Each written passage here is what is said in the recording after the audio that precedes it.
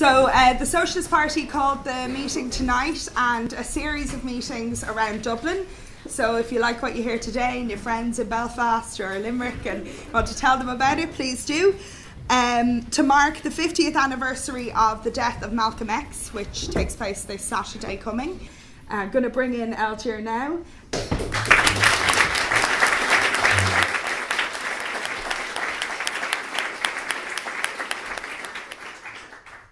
Sisters, brothers, comrades, friends, and enemies.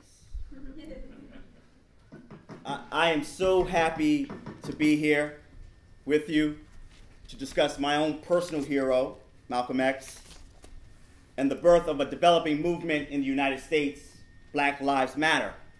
And I will refer to Black Lives Matter with the BLM title. BLM affirms the humanity of the most oppressed of U.S. society. But before I get to the heart of my contribution, I want to bring fraternal greetings from your sisters and brothers in Socialist Alternative, and to say it took me about 15 years to get here, but I am here now, Sister Fiona, who has been waiting for me.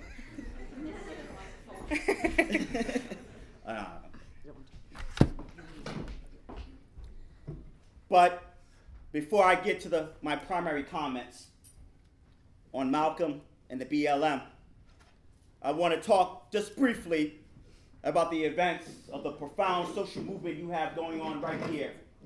And that is the struggle against the water charges and this campaign of fear by the political establishment, the mass arrests of workers and youth.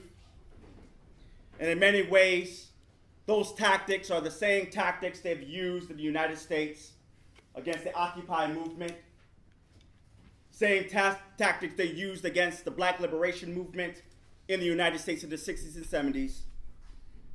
And in many ways, it is a foolish attempt to discredit and criminalize this movement. And our children are getting the best lesson they can receive in the classroom of the class struggle. Their attempt to arrest and detain 15-year-olds, 16-year-olds, 17-year-olds, and even talking about suspending a 12-year-old for his comments the other day as Prime Minister Burton was sitting there as he decried the whole question of the water charges. Let me say that it was the youth of the radical Black freedom movement that faced water hoses and dogs in the South. And it was because of that movement of the youth in particular that injected the adrenaline to taking that movement even further than what it even anticipated it would go. And so we should thank the political establishment, because what they've done, they've injected the energy into the movement to get rid of the water charges and put the blame on the shoulders of this criminal system of Irish big business and a militarized or developing militarized police force, and that we must say that the crimes of Irish capitalism must be addressed to deal with the question of poverty, unemployment, and despair. It is within that context that we must examine the life and legacy of Malcolm X, because the ideas and the development of Malcolm is not just based on individual commitment to evolution by itself. It was the course of history and events that shaped and challenged Malcolm, that produced one of the most influential revolutionaries of the 20th century. Malcolm is born May 19, 1925, in the midst of Jim Crow America, because Jim Crow wasn't just in the southern part of the country. It was throughout the North, the Midwest, and the West, and the East Coast. And Malcolm's parents were Garveyites. They were followers of Marcus Messiah Garvey, a Jamaican immigrant who talked about black upliftment and black capitalism, and his parents were adherents to those ideas. His family faced deep levels of struggle and poverty and insecurity. And it became more pronounced when Malcolm's father died, perhaps by the hands of racists. And Malcolm's mother became unbalanced as she attempted to keep the family together somehow. The family would be split up, and Malcolm would be moved from detention centers and foster care. And Malcolm, as a young adult, took on a life of drugs and criminality and violence that landed him in prison in 1946. And in the course of his prison stay, his sisters and brothers were members of the Nation of Islam, and there was a small, tiny sect. In fact, it didn't have the imprint of Sunni Islam, but it had the reality of the black experience in the United States. He converted to the Nation of Islam. He took up debating others inside the prison. And upon his release, he took a small sect, the Black Muslim movement, and built it to a 50,000 strong membership with hundreds of branches around the country. In many ways, the Nation of Islam had a very abstentionist role in the great struggles that were taking place during the Civil Rights Movement. But Malcolm X was growing and developing at the same time. We're talking about a period following the end of World War II, what is classified in the United States as the post-economic upswing.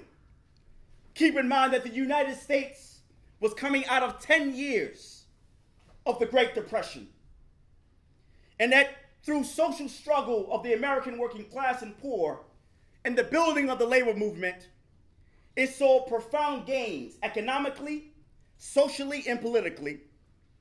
But like I said just a few moments ago, that we lived in Jim Crow America. And so for a segment of the American working class, it was doing quite well. But for another segment of the American working class, the Black American working class and poor, it was struggling. It was dealing with the level of not just Jim Crow America, but greater economic and political exploitation and social alienation. This is at the time of the revolutionary and counter-revolutionary process that was taking place, the period of the Cold War. You had on one side the Soviet Union, which had imprints of socialism, but had a bureaucratic caste that dominated society. The working class in Russia didn't have the democratic ways and means to direct society. And on the other side, you had the United States. With the decline of European power, the United States became the most preeminent capitalist society in the world. And there was a time of revolutionary struggles. Chinese Revolution in 1949, the Cuban Revolution in 1959, the Algerian Revolution. The oppressed were throwing the yoke of European colonialism off their backs. And at the same time, you had the Bandung Conference of 1955 in Indonesia, where you had this united front among all different types of strands of the nationalist movement. Those who were communists, those who had supported the Soviet Union, those who were not even aligned to the Soviet Union or the United States. And in many ways, this was the context to which Malcolm was politically growing and developing. In many ways, at home, the civil rights movement would explode in 1955 when Rosa Parks, in fact, she wasn't the first one, it was Claudia Cloven, actually, a young teenager who was pregnant, who didn't get up from her seat on a public bus. But Rosa Parks was much more established as an activist, so they used her, actually, as the face of the campaign for the Montgomery bus boycott. But the civil rights movement exploded with a new type of leadership, like the NAACP, the Southern Christian Leadership Conference. And I raise that, sisters and brothers, because in 1947, the president, Harry S. Truman, put forward a doctrine of an anti-communist doctrine that sought to eradicate the more radical layers, the more left layers, like Paul Robeson, like Dr. W.E.B. Du Bois, and elements of the Communist Party out of the social movements in the United States and abroad. Because keep in mind, Robeson and Du Bois were making the links between civil rights at home and human rights abroad. I'll come back to that in a moment. But the civil rights movement had a very reformist leadership, heroic but reformist, that it did not look to break the back of capitalism, but in fact to extract important gains like civil rights and voting rights for African Americans and the poor and working class. That movement broke the back of U.S. Southern apartheid. But the Nation of Islam played no role in the movement. There were critics of the March on Washington. Malcolm criticized the reformist elements in the civil rights movement. Malcolm's development goes even further. When Fidel Castro, in 1960, comes to the United States to speak at the United Nations, at this point, they have not decided to go the road of the Soviet Union or communism. And when Castro and his entourage is thrown out of a downtown hotel, Malcolm gets on the phone and invites them to come up to Harlem and the Hotel Teresa.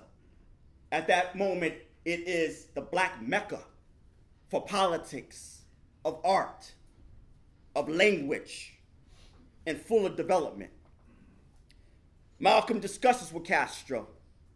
Malcolm begins to talk about the struggle in the Congo, when the Belgians and the United States CIA decided to overturn that new democratic society, and the assassination of Patrice Lumumba in 1961.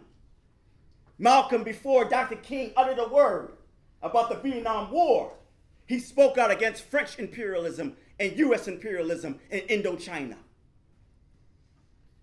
And of course, at home, Malcolm was sent out to Los Angeles in 1962, where a young Muslim was shot down by the police in a raid on the mosque.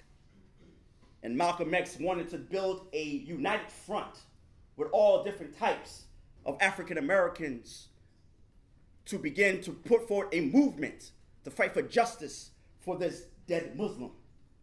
But the leadership of the Nation of Islam under Elijah Muhammad said, no, don't do that, because you will open up the gate to greater state repression. And this caused a rift between Malcolm, who was being influenced by the revolutionary struggles around the world. Influenced, despite he had criticisms of the civil rights movement, he also was not involved and engaged in that living, breathing struggle to end Southern apartheid. And so in 1963, JFK, John Fitzgerald Kennedy, is gunned down in Dallas. Malcolm is given orders, along with other ministers, do not speak about the president, because the nation loved this man. That's a directive from Elijah Muhammad. And Malcolm did speak, and he kept it very theological. And at the end of his speech, he decided to take questions from the audience. And a person asked him a question about JFK. And he said, the chickens come home to roost. The same violence that they sent out have come back to take their own. And he started talking about the Congo. And he started talking about Vietnam. In many ways, that comment was a pretext to get Malcolm out of the Nation of Islam. And Malcolm hoped that he would come back to the nation after a 90-day suspension. And what's interesting is that Malcolm was in discussions with Cassius Clay. And he was hoping that through the recruitment of Cassius Clay to the Nation of Islam, it would open up a door for him to return back to the nation. But on Savior's Day, which is a major gathering of the Nation of Islam once every year, they invited Cassius Clay and gave him his new name, Muhammad Ali. And Malcolm was disinvited. And from that point on, Malcolm understood that he could never go back to the nation. And on March 8th, 1964, he decided that he would leave the Nation of Islam. He formed two organizations, Muslim Mosque Incorporated, and later on that summer, the Organization of Afro-American Unity, coming out of the Organization of African Unity that was formed by the newly independent African nations. Malcolm would travel around the world. He would try to make a more broader struggle around civil rights and human rights. And he drove home this idea that instead of going to the oppressor's court, let's take the oppressor to court. And he talked about taking the United States to the United Nations and charge it with genocide of 22 million Afro-Americans. In many ways, that point I had raised about Robeson and Du Bois and the Communist Party that interlocked civil rights with human rights, Malcolm was in fact going and doing what they were doing in 1951 when they put out a document called We Charge Genocide, which was documenting the crimes of American capitalism, democracy, the level of lynching in the society. Malcolm, in many ways, was retying the thread between Robeson and Du Bois and that of the civil rights movement and the internationalization of the movement. That is Malcolm's greatest contribution to the movement. He had three speeches that we should study and examine. The message to the grassroots, ballot or the bullet, and of course, the famous Oxford debate, which I will quote later. But Malcolm is not king in many ways. Yes, Malcolm didn't pass any key legislative document or bill. Yes, the civil rights movement broke the back of Southern apartheid. Yes, it provided civil rights and voting rights. But what Malcolm did was that he spoke out against empire. He was one of the first to understand that process. Internationalism among the most oppressed in society, coming together and fighting against capitalism and imperialism.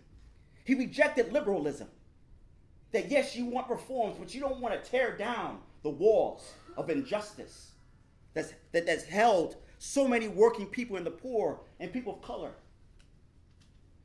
He rejected the parties of big business. While the civil rights movement attempted to negotiate and wrangle with the Democratic Party, Malcolm understood that the Democratic Party and the Republican Party were tools for big business to maintain the power structure as it was at that particular time. And Malcolm, even more so than Dr. King realizes this at a later stage. But Malcolm understood that racism and white supremacy was etched in the very DNA of global capitalism. Etched in the DNA of global capitalism. And that you could not get rid of one without getting rid of the other. And so Malcolm's influence transcends 50 years. Think of the Black Panther Party. Think of the hip-hop generation to which I was born into. Listening to Public Enemy and hearing Malcolm's voice. He was foundational for so many left organizations and youth. He has survived 50 years because what Chairman Fred Hampton said of the Black Panther Party in Chicago, you can kill a revolutionary, but you can't kill revolution. That's why he has survived for so long. The death of Dr. King on April 4th, 1968 was a major break on the radical Black freedom movement. And now we arrived 50 years later.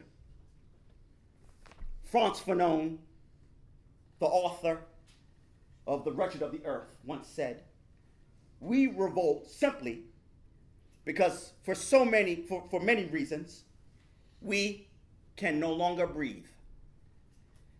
Yes, overt racism, the black and white signs are off public facilities, education, nominally, is equal,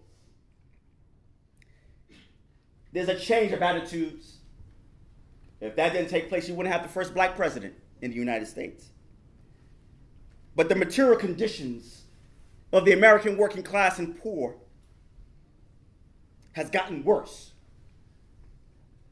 As economic wealth has gone up to the top 0.01% at an extreme rate, the American working class and poor is seeing every essence of their lives being dismantled by the system of capitalism and the whole idea of profit over people.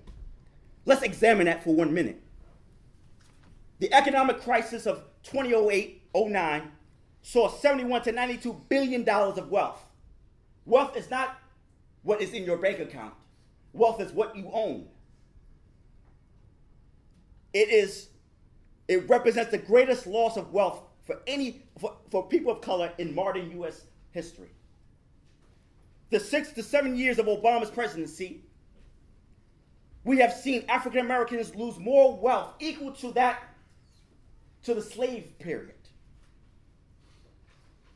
The rise of a new Jim Crow, of a prison nation. We have 6 million people under correctional supervision in America. We have 2.3 prisoners. Half of them are black and brown bodies. We have more black and brown bodies in prison than we had in slavery in 1850. Every 28 hours, a black or brown youth or working class person is killed by police, vigilante, or extrajudicial violence. Police kill black Americans at nearly the same rate as the lynchings during the Jim Crow era. Young black men are 21 times more likely to be shot down by police than white men. Young people are nearly 3 times as likely as adults to be unemployed. 6.4 million young people have given up finding a job.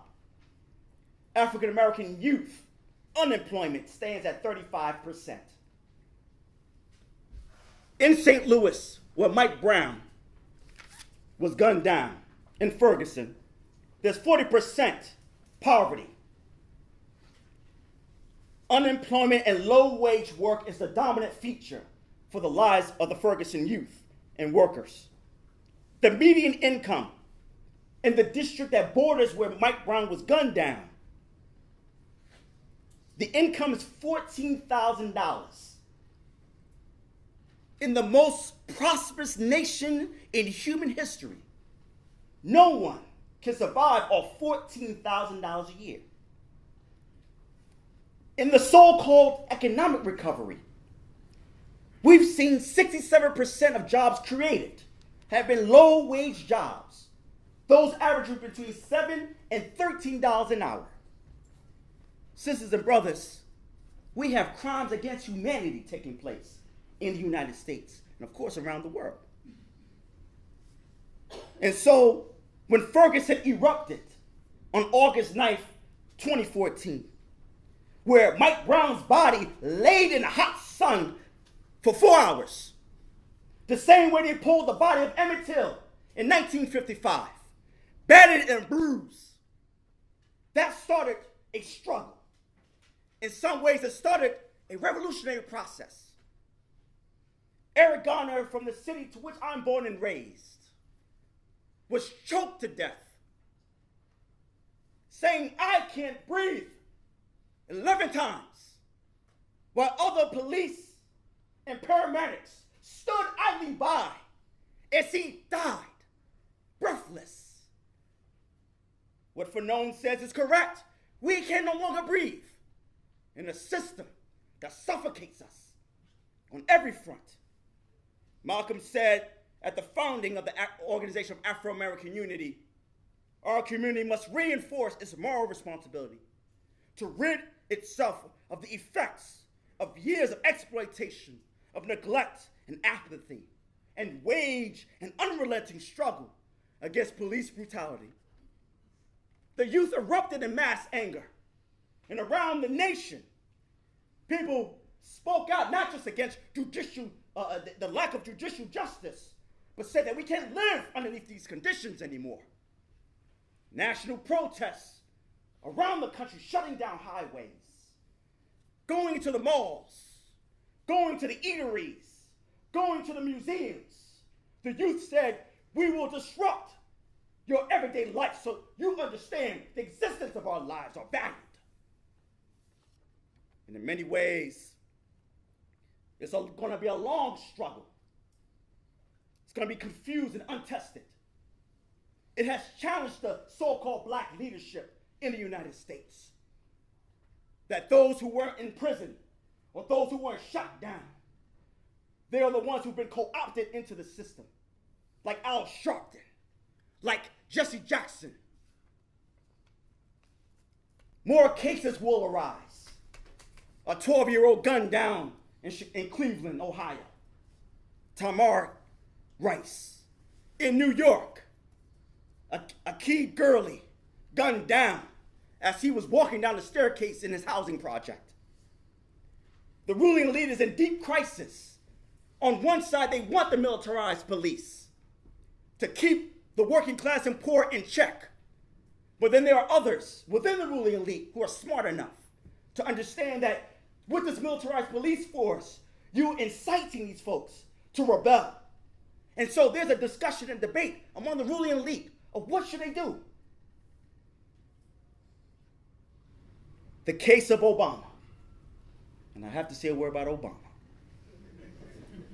Because this is his Hurricane Katrina.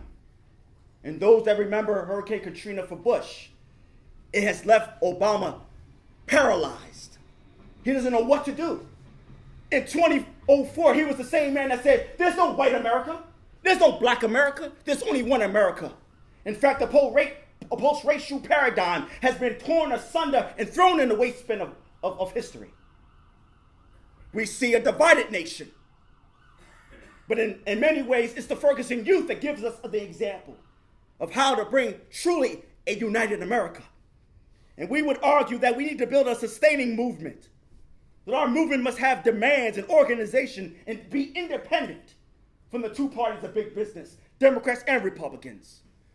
Don't you know that George Soros, a multi-billionaire, funds a number of organizations in Ferguson? Organization by the name of Organization of Black Struggle. It's an NGO. And when the Black Radical Freedom Movement was cut off at the legs, they formed all these NGO, non-governmental organizations to take its place. And these organizations don't talk about liberation, don't talk about bringing the united working class together. In fact, what they're talking about is still maintaining itself within the structures of American capitalism. Because the only way that you can dismantle racism is a struggle to tear down the walls of capitalism that breeds racism, poverty, and war.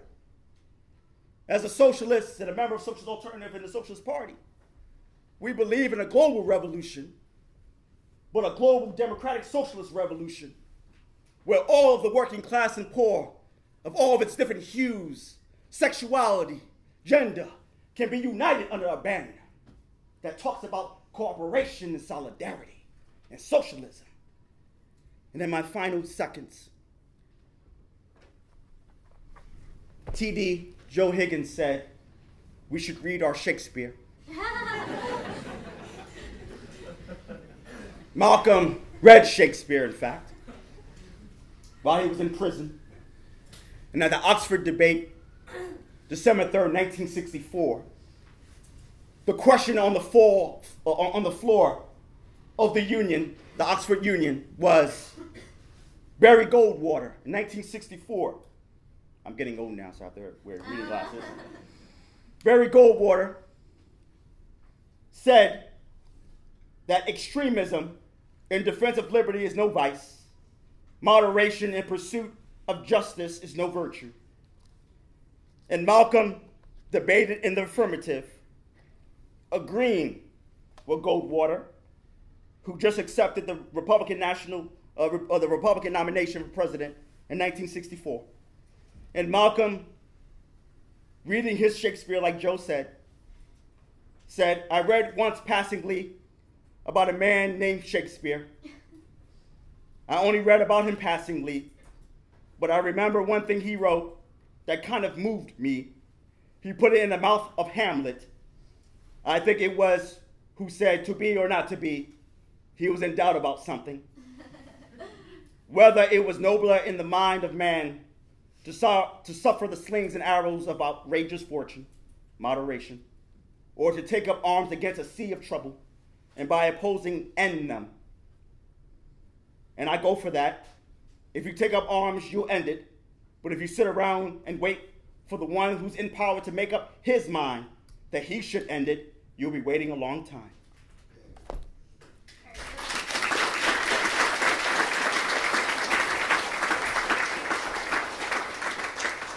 And Malcolm ended his address. And in my opinion, the young generation of whites, blacks, browns, whatever else there is, you're living at a time of extremism, a time of revolution, a time when there's got to be a change. People in power have misused it, and now there has to be a change, and a better world has to be built. And the only way it's going to be built is with extreme methods. And I, for one, would join in with anyone. I don't care what color you are, as long as you want to change this miserable condition that exists on this earth. Thank you.